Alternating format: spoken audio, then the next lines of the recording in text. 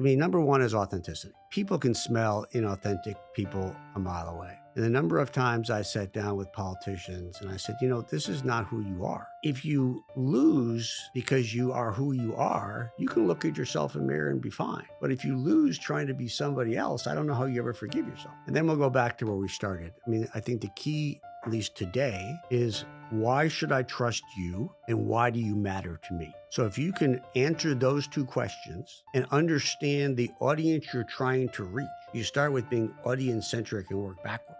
Trust plus relevance equals reputation.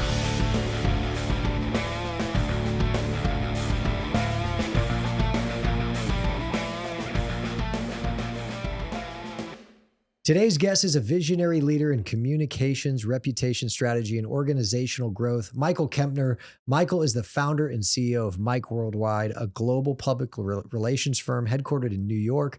Since launching the company in 1986, he has helped build category-defining campaigns and counseled leaders across business, media, and the nonprofit sector. His leadership has been recognized by PR Week's Hall of Fame and PR Pro of the Year, along with honors from NJBIZ, NJBiz, the International Business Awards, and PR News. In public service, Michael has served on the board of the U.S. Agency for Global Media since 2014, supporting U.S. civilian international broadcasting. He is on the boards of Radio Free Europe, Radio Liberty, Radio Free Asia, and the Middle East Broadcasting Networks. He also serves on the board of trustees at the American University and has contributed to organizations including Goodwill Industries, the Coalition for the Homeless in New York City, and the Manhattan Chamber of Commerce. Before we dive in, don't forget to like, share, and subscribe to the Matthews Mentality Podcast. Michael, welcome to the show. Well, thanks so much. I need to edit my bio just a little. Please. U.S. Agency for Global Media. Was on the board and actually changed its name. It used to be the Broadcast Board of Governors, and that doesn't exist anymore. And Middle East Broadcast Network, I'm no longer on the board, but the rest are accurate. It sounds impressive. And father to 3 kids, grandfather to 4, soon 5? Soon 5, yes. God willing, God bless. And your firm, over 250 employees. I was talking with Gabby about this, incredible locations, New York, LA, London, Mexico City, and New Jersey. New Jersey. 2 offices in New Jersey. There you go. The only firm probably in history with 2 offices in New Jersey. All right, so let's dive in. Tell us about MikeWorldWide. Share with the audience. What do you guys do? What do you focus on? What would you say is your specialty? Yeah, we are one of the largest, if not the largest, mid-size independent public relations firm in the country and one of the largest in the world. I know large and mid-size sounds like an oxymoron, but it's not in this case. We focus on all things marketing and all things PR. We have a large practice in consumer marketing, a very large practice in corporate crisis. But what we're really about is reputation, believing that reputation is your most important asset. It's your most important thing that your company can do and has. And really, when you think about what consumers or what other stakeholders care about, they care about, do they trust you? Why should I trust you? And why are you relevant to me? So when you really think about trust and relevance, that helps you create reputation. And we live in an era, really, it's a reputation economy. Gone are the days that people really decide whether they're going to buy your product or use your service based on your feature sets. Today, it's much more about your reputation. How do you treat your employees? What's your contribution to society? What do you stand for? Are you a purpose-driven organization? And people will both support you if they believe in you, but they will also advocate against you if they don't. What are some of the brands, names, personnel that you guys work with that maybe the audience would recognize? Deloitte, Carolina Panthers, National Women's Soccer League, Subaru, Nikon, many others. Kanye West? Not Kanye West, but some folks like him in the past. You'll find out. I like to throw in jokes. It's how I. Well, we represented some very interesting sports and entertainment personalities that gotten themselves in trouble in the past. Oh, yeah. Zach, remind me to ask about these. We can cut them if it's too salacious. But Speaking of Mike Worldwide, I mean, genuinely impressive. You guys are coming up on your 40th anniversary? Just had our 39th. 39. So, Yeah. So, okay. almost 40th. Yeah. I mean, that's incredible. First of all, what gave you the confidence to start a business in your 20s? Most people don't do that.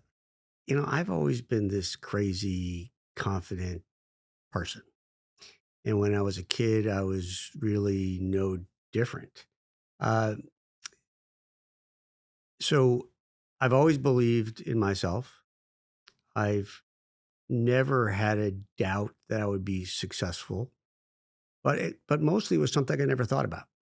I just did it. And so I never thought about failure.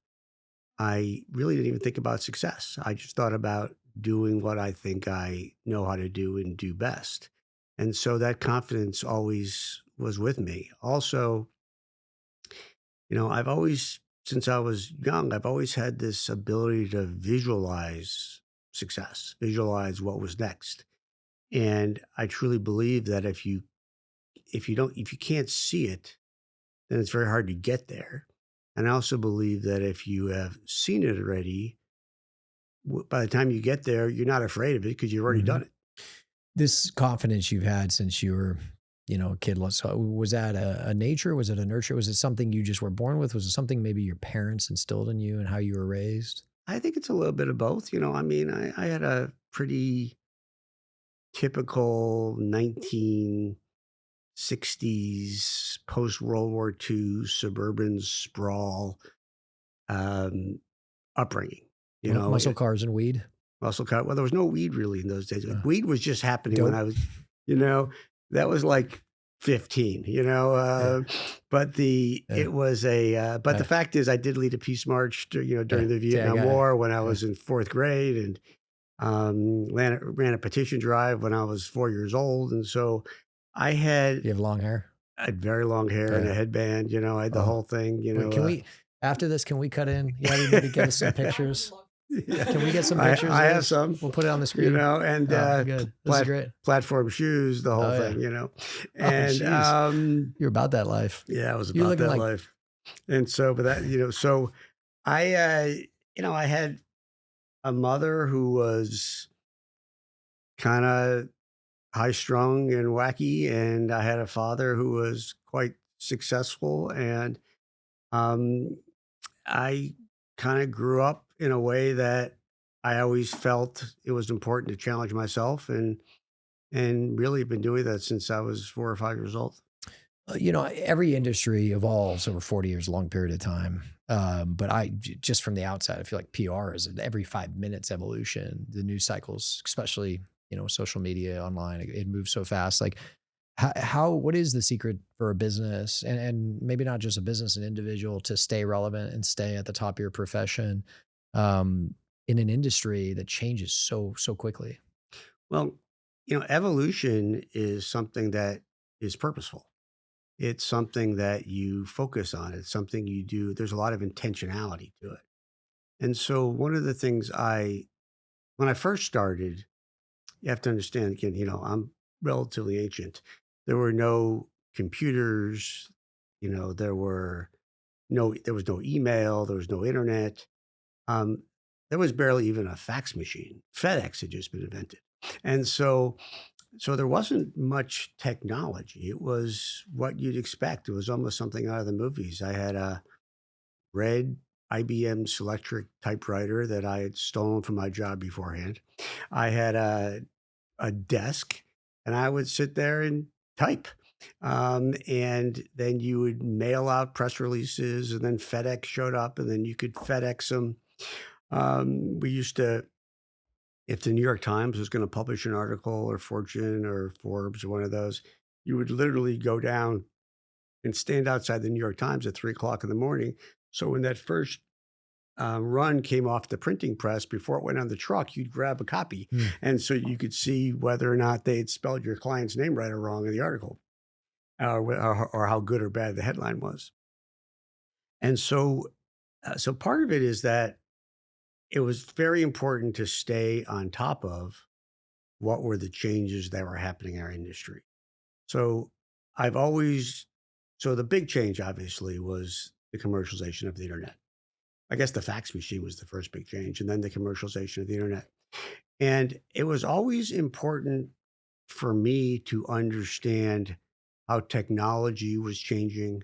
It was always very important for me to understand what the needs and requirements of both my employees and my clients, how that was changing. And so I learned early on that it was important to keep your company in a constant state of evolution, not revolution, because revolution is very disjointed, but evolution. So again, sometimes it feels like it's faster, but you're always moving and you're always changing.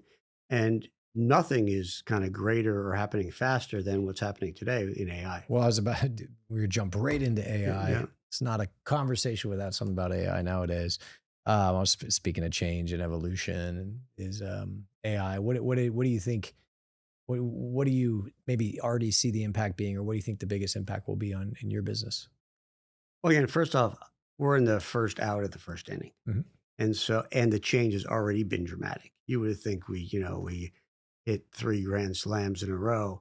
The fact is that the difference in our ability to do research, to look at AI as a real thought partner, just as not something that does your writing, to be able to dig deeper and to be able to give clients um, much more precision in our recommendations, which should lead to much higher probability of outcomes. So the holy grail is how can we get to certainty? Now we can't get certain yet, and I'm not sure we'll ever get there, but we do live in a era of crisis of confidence among marketers. The consequences for screwing up are very high. Look at Cracker Barrel and others, Mm. where so people are afraid to make decisions. They have too much data. How do you analyze it? They don't necessarily have the tools that we have here. So, LLMs are taking over for Google. I mean, the whole world is upside down. And so AI is allowing us to work faster, smarter, and more economical. It's allowing us to both change how we operate internally, but also change how we provide our services in a way that are smarter, better, and come closer to certainty of outcome in our programming. Tell us about that first year you found Mike Worldwide. Was it MWW back then? Did you Yeah, have it? Okay. MWW. But same company. What was that first year? What did that look like to you? How did you get your first client? How did you get the big? So many businesses don't survive. I think it's like 9 out of 10 Yeah. businesses don't make it, but yours did clearly. Give the audience kind of a little snapshot into what that first year as a founder Yeah. looked like. Well, it was pretty crazy Yeah. and fun. When you have nothing to lose, it's fun. Mhm. It doesn't get really serious until you have something to lose, and then all of a sudden you spend your time both growing but defending your position. Mhm. But when you're just first starting out, like There's no position to defend. it's great. Yeah. Doesn't work out, I'll go find a job. And so I started from by accident. I had been in politics for a decade, and then I became president of a chocolate company for a few years, and that sounds like something that would be an odd You're like a transition. real But life Willy Wonka. yeah, but they were those little chocolate liquor bottles, so they were illegal in America. So Mm.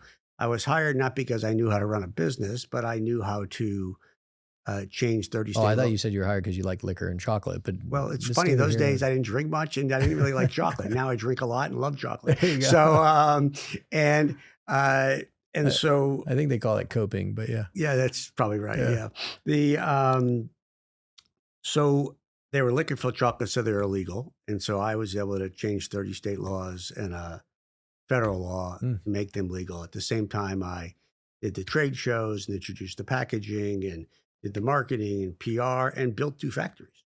And so I learned a lot. But after a few years and all the kind of intro exciting stuff, it was just running factories.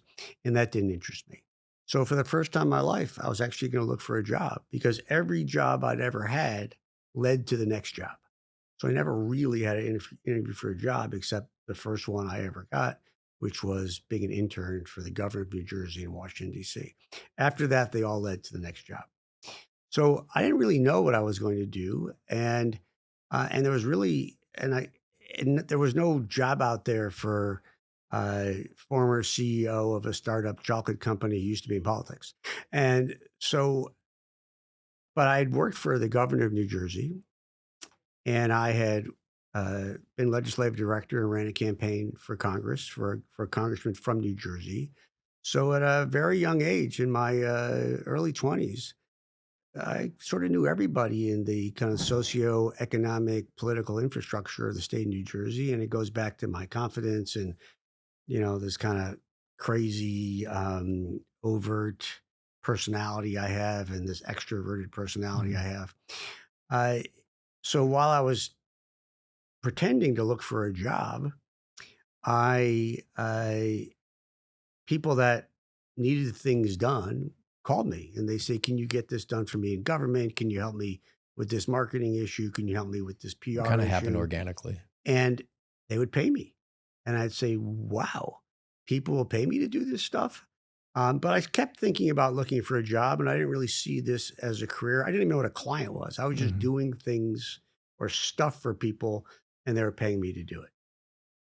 Well, very quickly, I had 8, 9, 10, 12 clients. And I said, I'll do this. This could be a job. And that's when I got serious about it. And then we grew very, very quickly. Now, I had an advantage, which was a bizarre financing strategy, which I would not recommend. I'd been in a really bad car accident, and my parents had bad insurance, but enough where I got $35,000. I was hit by a drunk driver. Mm. Spent 4 months in the hospital, traction. It was nasty, but That was your seed round? that was my seed round. Uh, So I would not recommend Very it. expensive Yeah, capital. but I came out with $35,000, which was probably the equivalent of $100,000 today. Sure. I had no wife, no kids, no mortgage. I ate pizza and McDonald's, and what else do you need? And chocolate. And chocolate. Yeah. And so I had the chocolate was kind of free in those days. There you go. And so so the key was I didn't need to pay myself anything at the beginning. Mm. And so every dollar that we brought in, I Yeah. used to hire people that knew what So they were. you were able to reinvest back in the business. Every dollar. Yeah. I didn't pay myself for 2 years, and I hired people who knew what they were doing. Mm. And so to a large degree, I learned off of my employees and off of my clients, because while I knew a lot about strategic communications and I knew a lot about how to look around corners and understand trends and marketing from the political side, I didn't know how to run a business. I didn't even really know how to write a press release. And so I was able to hire really smart people who were better than me in what they did. I was very good at bringing in the business.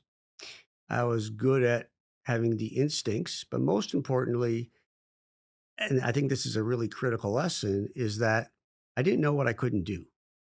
And there's such a freedom. So ignorance is bliss. Yeah, and there's a freedom to it. And so I just set out every day, and it's still a philosophy today. I set out every day just to do the right thing. And I set out every day to win. And people would say, but I didn't have any industry norms or standards. I didn't even know what they were.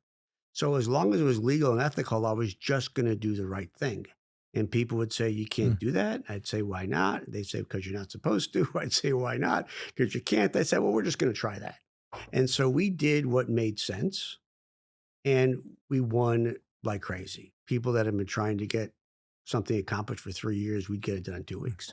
And so very quickly, we were very successful. Our reputation spread, and we had more and more clients. And in just a few short years, we became one of the fastest growing firms in the country and started bringing in a lot of important clients. If there's, let's say you go back in time and you could sit at a table, but instead of me sitting here, it's your younger self. It's that first year CEO. What is one piece of advice you would give to yourself? Looking back, knowing what you know now. So I come from politics, and politics people tend to be fairly fungible. You I thought politicians were super principled and no. Okay. clearly you've not been paying attention. So, um, and so in politics they would work you 24 hours a day, and by the way, I loved it, so I'm not complaining. Mhm. And then when you couldn't handle it anymore, they would be next up. And so I did not genuinely appreciate the importance of people. And you learn very quickly that you're only as good as your people. And without people, nothing else can be successful. It's So hard to this get anything business done. is relatively simple but hard. If you can attract, grow, and retain great talent, there's almost nothing you can do. Getting your clients easy, being successful is easy. But if you don't have the right people, there's nothing you can do. And that was a piece I did not understand um, when I was starting out, but I learned fairly quickly over a period of time. When it comes to people, managing people, leading people, hiring, all of it, how do you balance as a CEO? And this is kind of also a similar, what lessons have you learned about balancing being empathetic and taking care of your people, but also the realities that you have to execute professionally. And sometimes people don't. Like, what advice would you have for an aspiring founder, someone who's running a large team or organization? First off, it's not a democracy. So, and a lot of small companies try to run it like a democracy. Uh, it's a benevolent dictatorship. So, and I use the word benevolent. The Mhm. fact is that you can be a empathetic leader. You can care about your people deeply. But at the end of the day, it's more important to be respected than be loved. And and if you do it right, you can actually do both. But if you have to pick, go for the respect. Don't be afraid to make decisions. Um, and and also, it's very important to not just kind of trust your own instincts, but you have to learn how to trust the people around you. So that goes to hiring the right people. You can't scale unless you trust the people around you. The other piece is that you have to really enjoy risk. Now, your risk has to be smart, it has to be calculated. But if you're not someone that is comfortable with risk, it's almost impossible to grow. Yeah. What would you say was your biggest kind of, we'll bleep out, holy shit, leadership moment? Like one that completely humbled or transformed you, where heading into that moment, you're like, I am certain this is the way you do something. And then based on the outcome of that decision, you're like, okay, there's definitely a different way. I mean, I don't know if there was one moment, but there was a couple of core things that changed a lot. Most people believe that just because you're the CEO and you're the founder and the owner, that your employees are actually going to do what you want them to do. Hmm. They don't listen to you. I mean, they sort of do, but the fact is, if you can't get them to believe in your vision, if you can't get them to do it because they want to do it, if they do it, it's going to be poorly, but they're not going to do it with enthusiasm. So there's a quote that comes from Eisenhower when he was a general in World War II, and and I'm going to bastardize it and paraphrase it here, but leadership is the art of getting. He used the word men. I'll use the word people, but leadership is the art of getting people to do what you want because they want to. And so you learn very quickly that you need to bring people along for the journey if you want them to um, really uh, help you to get to where you need to go. There's no such thing as forcing people or yelling at them or Not over threatening an extended them. period of time. No, it doesn't work at all. No. And I remember we used to have a manager, a senior person, years and years ago, and he used to make people cry a lot, and I couldn't get him to stop. And And by the way, I would argue my first couple of years, I used to make people cry. I was probably the worst boss on the planet. And and I sat him down one day and I said, let's just stipulate, let's just pretend for a minute that crying is making people cry is okay. It's not, but let's just pretend. Is it an effective strategy?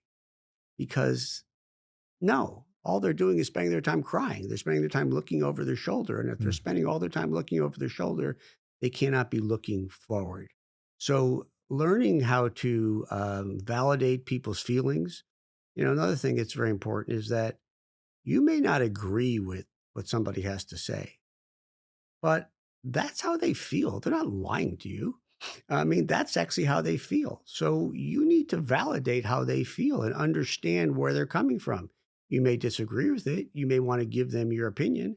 But if you don't validate their feelings first, they're going to close off. They're not going to listen to you. So I learned that you had to, as much as I may passionately disagree, they weren't lying. They felt that way.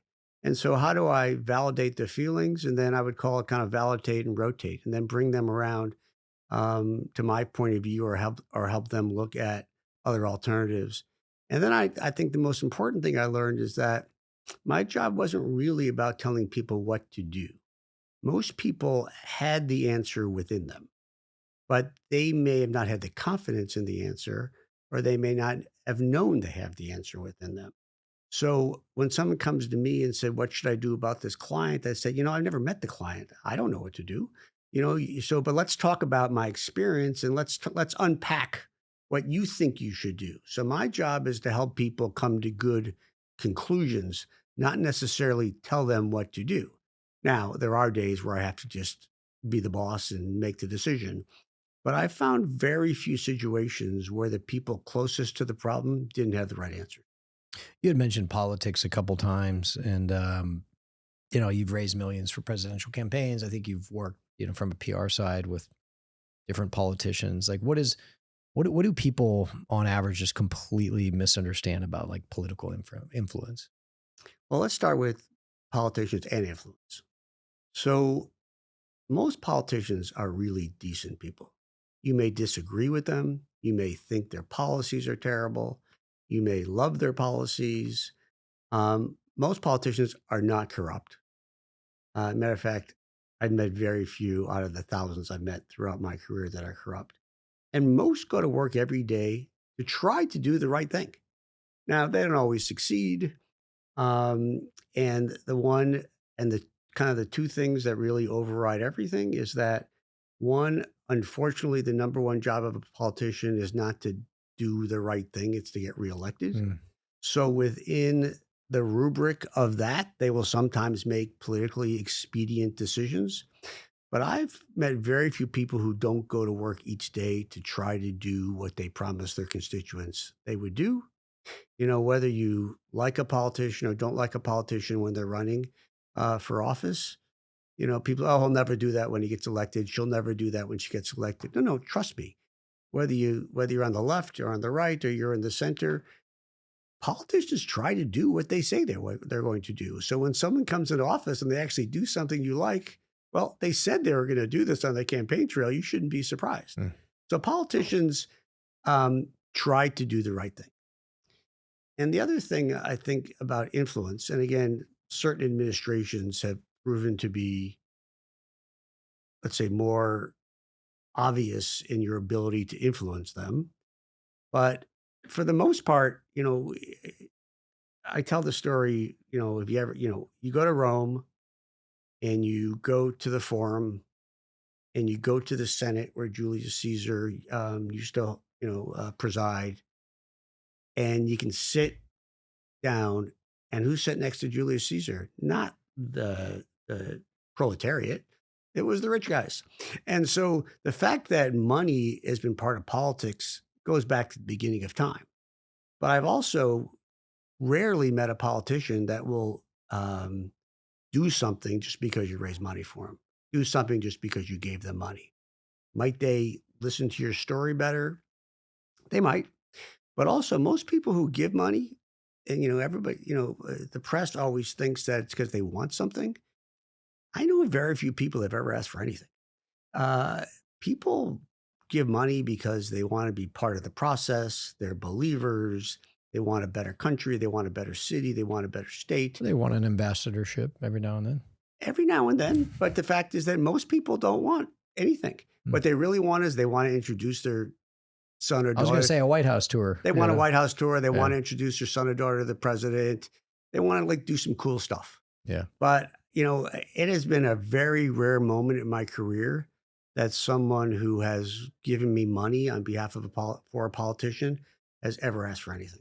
Let me see if I can weave in politics to PR to people is designing a political campaign that's effective, that gets the the voters to really believe and ultimately vote that person into office, which is the ultimate, validation that your message worked because they more than 50% of the people voted for you.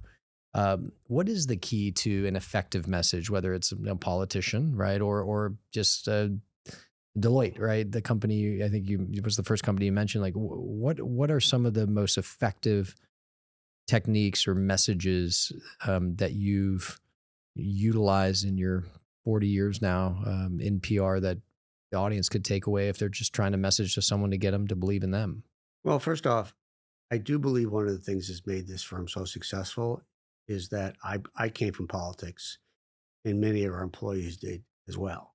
So what we do on behalf of our clients is not a lot different than politics. You take a look at who is your audience, how do you create the right content and delivery mechanisms to have an influence on them, and you're trying to take them to take an action, buy your product, buy your service, contribute to your organization, join a cause, or vote for somebody. And I mean, number one is authenticity. You know, people can smell inauthentic people a mile away. And the number of times I sat down with politicians and I said, this is not who you are.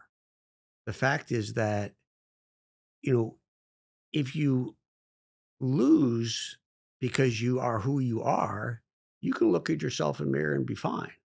But if you lose trying to be somebody else, I don't know how you ever forgive yourself. So the first thing I would tell you is authenticity, authenticity, authenticity.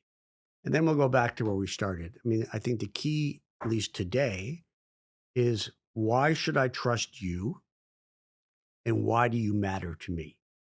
So if you can answer those two questions and understand the audience you're trying to reach, you start with being audience centric and work backwards.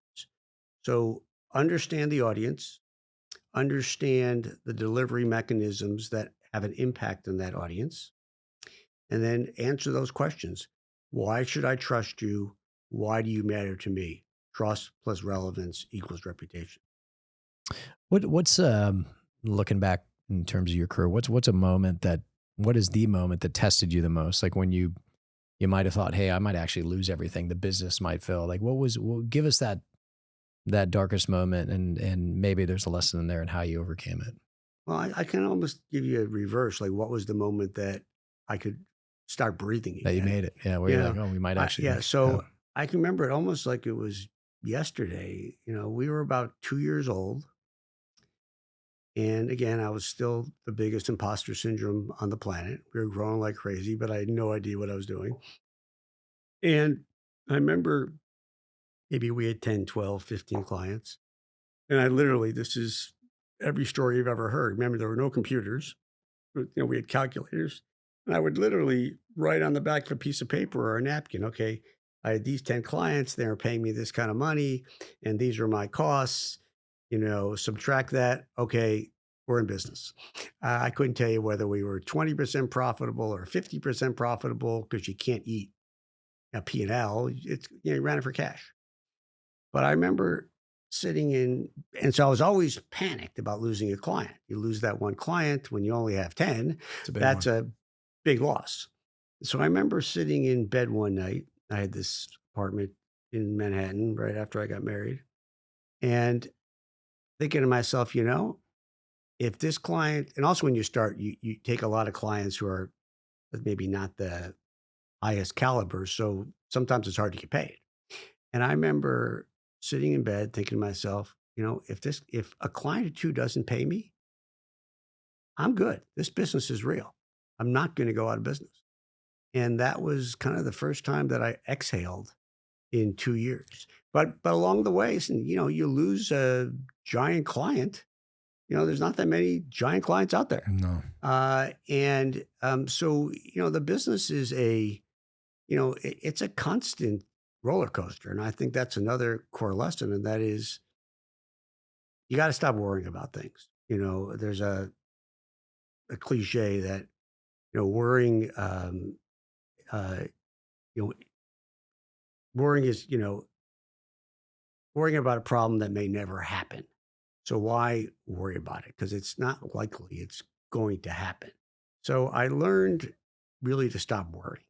It doesn't mean that I wasn't motivated. It didn't mean that there's anxiety every once in a while, but I worried about worrying did nothing to help me fix a situation. It control the Right. controllables, right? Right. Correct.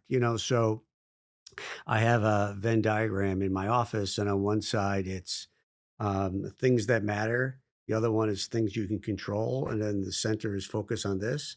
So if it doesn't matter, who cares? If you can't control it, nothing you can do about it.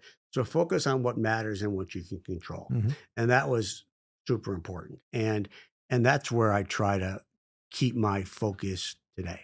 And you've built one of the largest independent PR agencies in the world, and um, there was a rebranding along the way from MWW to Mike Worldwide. I think that was following Buyout from Interpublic Group. No, it was actually after that. After that, you were just talking about a moment where you could exhale. You're like, "Hey, I got a real business. If I lose a client, what was the buyout like? What led to that? What was the driver? And ultimately, was there that moment? People talk about liquidity event or something where all this hard work, you have this culmination. Is did it live up to your expectations? Was that another moment where you exhale because maybe you put to bed financial anxiety? Like what was that like? Well, it's very funny. So I had these three young children, and it was an odd time in the economy, and people were spending a lot of money buying professional service firms. What year was this? Forgive me. This was 1990. Okay. So 89, 90s. This was at the height of the dot-com Mhm. boom. And Wait, sorry, you said 1990? 1990, 89, 90. The dot-com boom ended around 2000. So So 99? yeah, 99, Got it. Okay. 99, 2000. Yeah. So, Right. but I sold it in 90. Okay. And so I had these young kids, and I wanted to make sure that no matter what happened to me, they'd be taken care of. And it seemed to be the right time. There was a lot of, my net worth was tied up in the business. There was a lot of people interested in buying us. We were, I think, the third or fourth or fifth biggest independent in the country. So you could go from being number 12 to number 6 just by buying us. And so there's a lot of interest.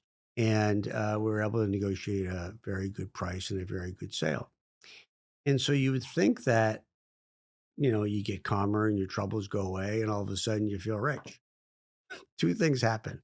I've never felt poorer in my life because up to then, every year you just figure you keep making more and more and more money.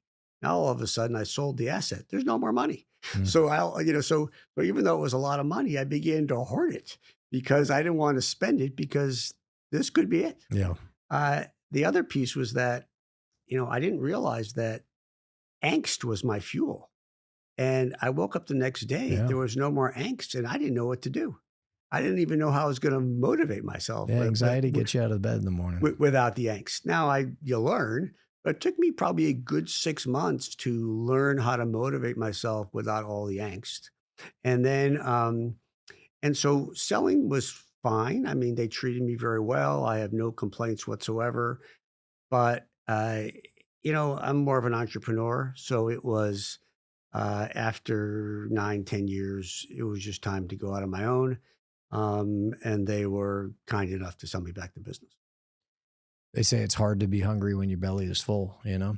Um, what was your motivation in those early years of MWW, Mike Worldwide? What was your motivation? What was it that drove you? What was your why?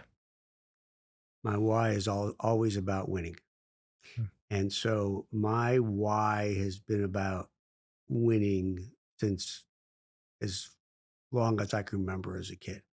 So there's this intensity about me, and I look at my kids and they've got some of that, but my kids are actually normal. Hmm. And so my kids sometimes look at, like, say, their spouses, and they're not like me, and they don't understand why they're not. And I explain to them because they're normal, and dad is pretty odd.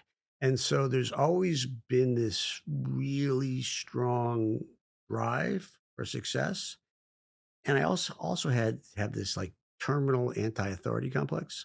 And so The long hair, the platforms, it was all yeah. about doing things that people said I couldn't get done. Hmm. And I would show you that I was going to do. Are you a sore loser? I used to be, not anymore. Mm. Today I don't like losing, but today, I've been winning Yeah. and losing for a long time. Yeah. So again, it goes back to just, the sad part about staying calm, and I always try to be calm, and not much gets me riled up, is that you lose the lows, but you give up some of the highs. Mm. And so, but that's a good trade-off because I don't have the lows that I used to have when I used to get the highs. So I would say that I don't like to lose, but I do understand that losing is part of the winning process. I always ask the question. I tell our management at Matthews to ask this question because people are inherently taught not to be a sore loser. That's kind of like a bad thing to be. But I've seen the more competitive someone is, the harder losing is, to the point that sometimes, especially when you're younger, the sore loser. So we'll ask someone like, "Hey, are you a sore loser?" And again, they're conditioned to say, "No, no, no, no." But like, we actually want sore losers because someone who's a sore loser, it's their body viscerally reacting to a loss, and it tells you how competitive they are. That if a loss affects them that much to where they're so upset by it, they will over time learn how to put themselves in a position not to lose. And so, Well, it's interesting. I think that's true. mhm, But I also think you learn kind of, that sometimes losing is just part of the process. But the fact is that, don't get me wrong, I am as competitive as anybody on the planet, and I will do almost anything that's legal or ethical mhm, to win. And if you'd worked for me, I would say that I'm a nice person and I don't get too upset, and we try to be calm, but I'm pretty intense, yeah, and I don't take losing very well. At the same time, though, I have to be able to motivate people every day. I have to be able to come in the next day and pick everybody up if they do lose. I want to know why. But the fact is that, I'm a big believer in fast fail. I'm a believer in take risk. Try something. Uh, and if it doesn't work, go try something else. Don't spend a lot of time worrying about it. mm, Go on to the next thing because there's nothing empirical about what I do. And if I can't get people to take risk, I can't get them to succeed. It's impossible. So I also have to create an environment where it's okay to lose sometimes. Can't lose every day, but if I'm going to want you to take risk and not be cautious, I have to be okay sometimes with you just trying yeah. something else. Well, I agree with everything you said. I think a lot of that is what do they call it? Perspective, right? Yeah. Maturity. It's as you get older, not everybody, but ideally as you get more years on this planet, let alone in a leadership role, you realize losing is that's part of it's question why I was set up this way, but it's part of growth. Like generally, Right. you don't have the motivation to develop yourself and get better when you win all the time. It's unfortunately the How many losing. lessons do you learn by winning? So Very the rare. fact is that, so if you don't lose every once in a while, you're just not going to ever learn. Hmm. But again, I hate to lose. But the other thing that I learned is that I used to always be in a bad mood, because there was always something else I wanted. And I realized that was also not a way to live. So you learn how to be ultra competitive, but not always in a bad mood. What's an unpopular opinion you have about leadership that you're 100% willing to stand by? That you think most people will be like, I don't know about that. Well, again, we talked about it a little bit. It's not a democracy. Yeah. The fact is that you have to trust your people. And I do solicit their opinion and I want their opinion because it goes back to how I look at solving problems and how I look at creating opportunities. But at the end of the day, I'm not here to be popular. Uh, you want to be liked, that's nice, but it's much more important that I'm respected. And so it's not a democracy. Have you found this is a fascinating question because you've been leading this company for 40 years, but have you found this cliche generational change? Did you find it easier in the 80s or early 90s to, you were the boss, say, hey, I'm telling you to go do this, just go do it without questioning, a little bit more accepting of authority, accepting of that it wasn't a democracy versus younger professionals today? Yes. I mean, it's a today, no one wants to learn. There was a cliche from my generation about you learn by sweeping the shop floor and then you worked up ladders. So there was nothing about this company, by the time you got to the C-suite because you literally took out the garbage. Once you hit the millennials, they weren't taking out any garbage. Mhm. They weren't making faxes. They were, they wanted to be in the C-suite the week they got here. Now, millennials were tougher than Gen Z, actually. Now, part of it was that it was such a huge change for us. So I don't know if they were tougher or it was just tougher for us because it was such a dramatic change in how they thought. I remember at one point I didn't do this, but I was going to hire a chief millennial and have that person just report to me and talk to me about Chief how, millennial yeah, officer? yeah, chief. And then, Can you translate this for me? yeah, yeah. So Yeah. what should I do here? Yeah. How am I going to motivate these people to perform? But part of it is that it's just a different world. I remember trying to train my longer time managers. I said, go back to what made you great and what your boss did to make you great, and then just do the opposite. Because today's young worker is motivated by exactly the opposite of what motivated. Hmm. The opposite. Yeah, What is the nicest thing anyone's ever done for you professionally? I will never forget that. So when at my first job, I was again an intern for the governor of New Jersey in his DC office. I got a job between my freshman and sophomore year in college. I went to school in Washington, and then I ended up going to school at night because I wanted to be into politics. And so the governor's general counsel came to the office one day, and I introduced myself. And then the next time she came to the office, she was the first person to ever remember my name. Hmm. And she was the general counsel. I was just making copies. And the fact that this important person, in quotes, remembered my name and called me by name. Now, this was almost 50 years ago. Um, I will never forget that. That was arguably one of the greatest lessons I learned and one of the kindest and most important thing that anybody ever did. Hmm. And the lesson is remember people's names. Well, lessons is that um, understand that people are people and you need to treat everybody with respect. I mean, it doesn't matter to me. And this is the other thing I learned is that I was pretty hierarchical and a little full of myself for a long time. And, to me, I truly, and I don't say this just because it sounds good on a podcast, but I truly don't believe the janitor is any less important than I am. And so everybody has a role to play and everybody's role is important. And without one group, the next group can't be successful. So I learned that, you treat everybody with respect and you learn a lot about people when you see people treating people that are, in quote, not important, not with respect.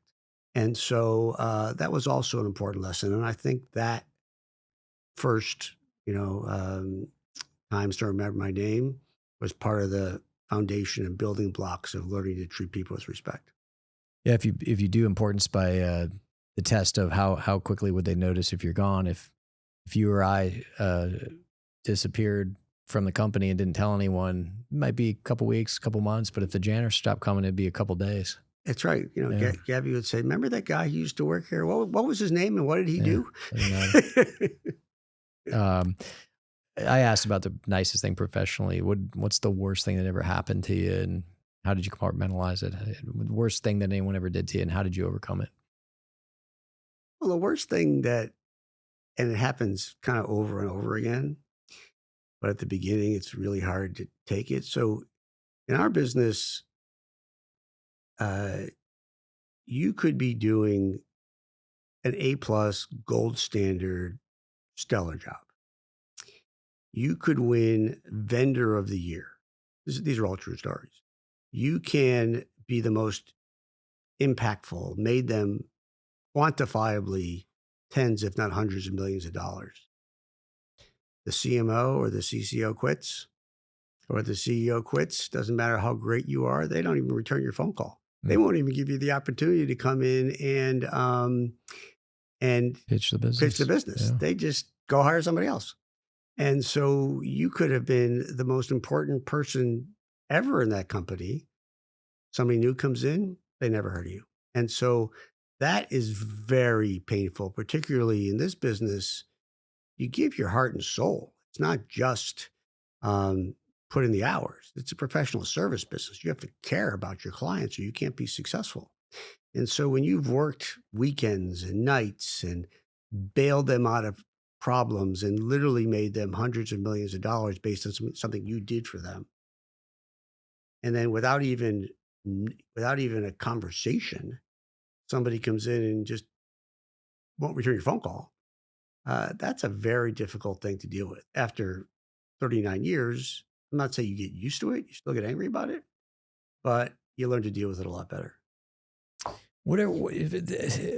People love to hear, I can't believe that happened stories. What are a couple crazy, I can't believe that happened stories that you can publicly speak about, of course, in the PR world, maybe some crises, what's the plural of crisis? Crises. Yeah. Yeah, you know the answer. A couple crises that happened to you or this company that you guys, kind of pulled off a miracle. Well, I've been in some pretty crazy rooms, as you can imagine, both from my politics I want to hear and about it. others. The But I can't, audience, yeah, the socials want to hear about it, right, Zach? but I can't talk about it. But I have been in rooms where I go home and I tell my wife, I just can't talk right now. I can't even tell you what happened, and like the craziest stuff ever. Like kings and queens and the falls of society, and it's crazy stuff. Um, and then, sometimes people want to actually hire you to do this crazy stuff. And sometimes it's legal and ethical and you do it. And sometimes it's really sleazy and you just don't. Mm. And then you wake up the next day and one of your competitors took the client. I'm thinking to myself, who would take this client? But they take it. Let's And name some competitors yeah, right yeah, now. yeah. No names. Um, but listen, there are major things that have been incredibly exciting, incredibly important. Like, I in a massive snowstorm when we used to represent Continental Airlines before they were bought by United. There was a crash at LaGuardia. Typically they would send what they call a go team to manage it, and you would just go there and kind of hold down the fort until they shut up. No one can get there for 2 days. So myself and Kareem Winters, who's my head of corporate reputation, and others managing this crash, which was big stuff at LaGuardia Airport for Continental Airlines, was a incredible opportunity. Now the good news is no one got hurt, Mm. so I don't think I would have liked it as much if someone got No. hurt. During COVID, we represented Smithfield. Smithfield is the biggest pork producer in the country, and other proteins. Well, they had a hotspot at their main packing plant in the Dakotas, and it was going to shut down the food supply of the United States. So we were able to do some really important storytelling and a lot of visual storytelling to create confidence once again in the food supply, and had a dramatic impact on people being able to eat during COVID. So we've had some really important bet the farm, be in the room, um, how good are you going to be today moments. I've had many of those. What is one thing I like to ask people is kind of start doing, stop doing, keep doing kind of general advice for the public, for the audience is if you think about it in that sense, what is something all people should start doing? What is something all people should stop doing? And then a little tougher, but like what is something that in theory people should keep doing? Well, again, stop doing I think they're all sort of the same. I mean, I would start with you need to understand that reputation is your most important business asset. So anything you're doing to hurt that, stop it. Anything you're doing to enhance it, keep going. Um, you know, are you a purpose-driven leader or not? These are things you can't fake. So I'd say be a purpose-driven leader. Be consistent and have clarity in your messaging. Let people know where they stand. Um, be honest. Tell the truth. Be transparent. People can handle almost anything if you tell them the truth. Uh, and so I've always been very believer in transparency and honesty. I often say people say, "Well, should we give our clients, our employees this or that? Or employees want A or B?" I said, "I don't know, just ask them."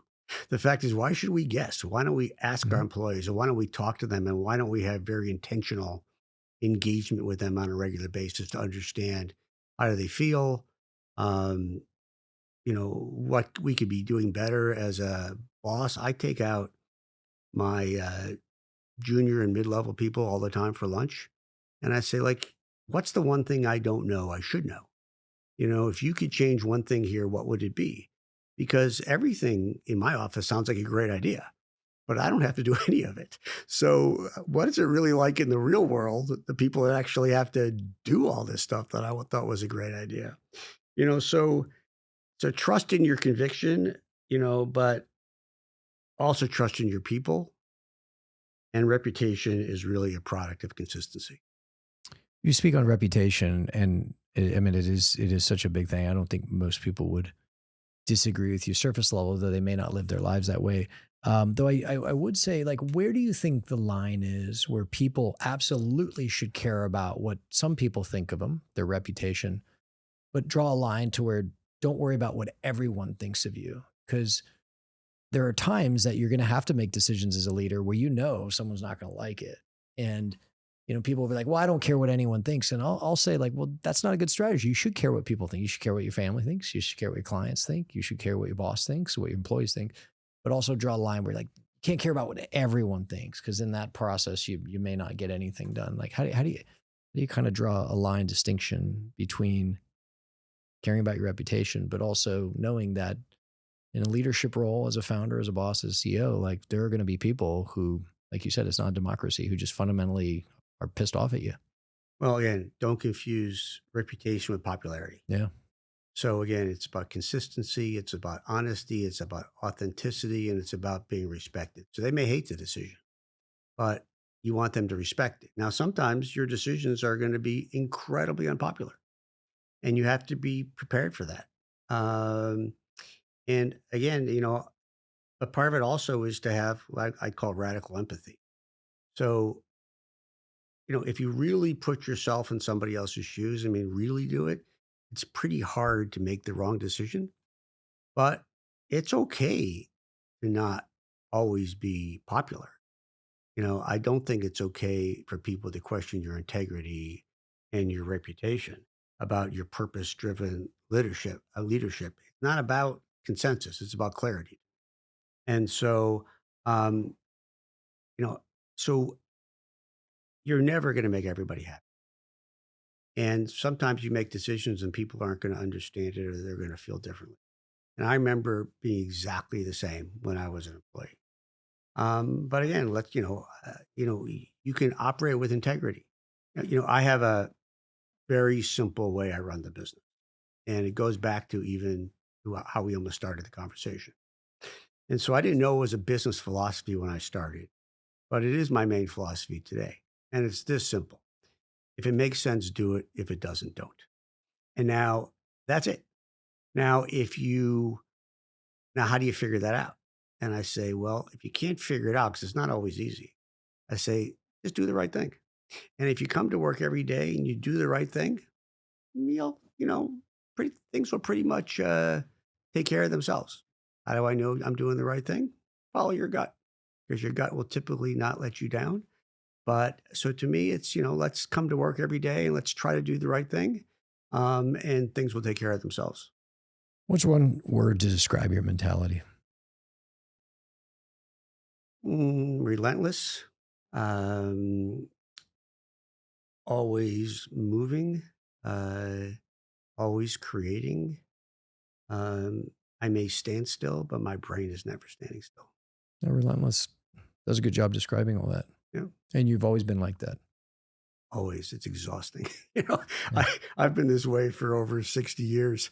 Good. And let me tell you, it is just exhausting. But, you know, you learn to live with it. You learn to enjoy it. You learn to, you know, appreciate it. You learn to take it into your soul.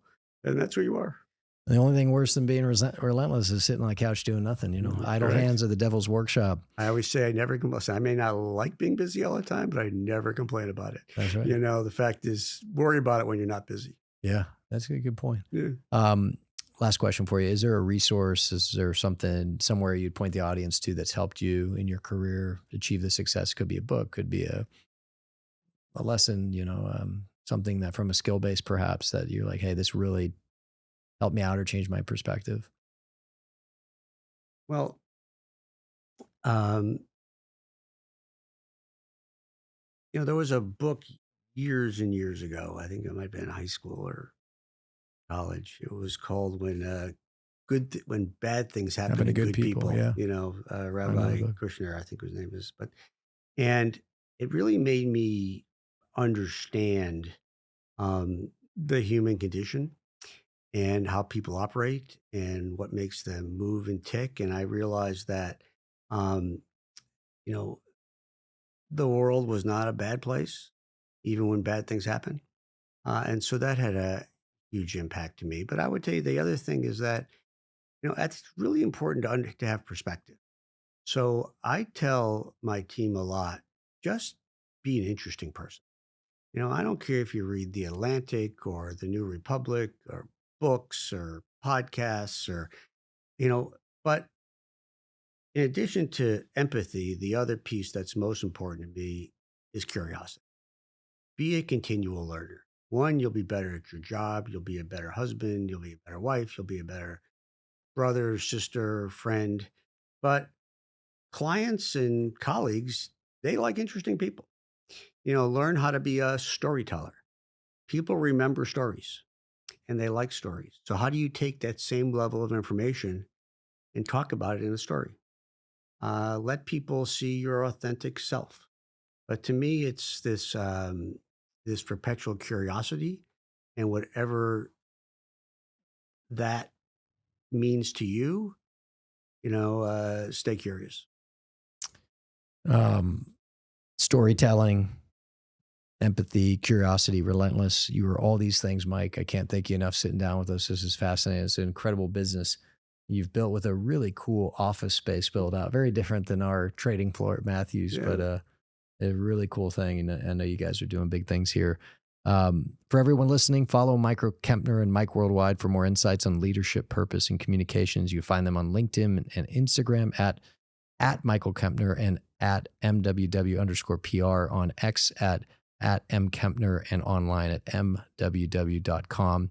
And if you found value in this episode, don't forget to follow me on X, Instagram, TikTok, and LinkedIn. Just search Kyle Matthews CEO and catch more inspiring conversations on the Matthews Mentality Podcast, wherever you listen. Again, Mike, this has been awesome. I really thank you. And hopefully, I'm sorry to tell you this, hopefully I'll never need your services as long as I stay down in my lane. But if I do, I know who I'm calling. Well, by the way, I hope you don't either. But remember, we do things we don't just do problems. We actually help people do good things. There you too. go. So okay, maybe I do need your services. So we'll talk about it. We'll talk Well, thanks. offline. This was fun. I really enjoyed it. Thank you for having me. Thank you.